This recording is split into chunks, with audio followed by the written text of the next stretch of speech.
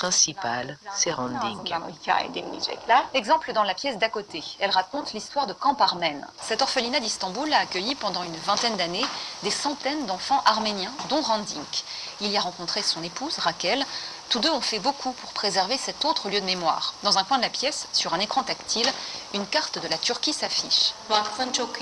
La Fondation Hranding a fait un travail précieux de recensement de l'héritage culturel de la Turquie. Sur cette carte, on découvre les lieux bâtis par les Arméniens, les Syriaques, les Juifs et les Grecs de Turquie. Ils y sont tous, ville par ville, les églises, les écoles, les synagogues, les hôpitaux. Malheureusement, la plupart de ces lieux n'existent plus.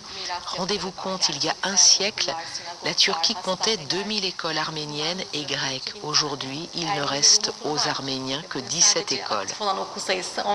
Le lieu de mémoire Hranding 23,5 est donc ouvert à tous, gratuitement, du mardi au vendredi de 10h à 17h et jusqu'à 18h le week-end.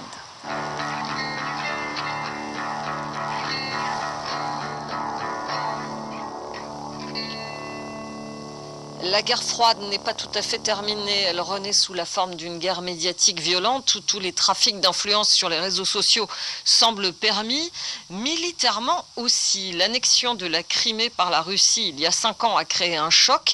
Et sur les bords de la mer Baltique, on se prépare au pire.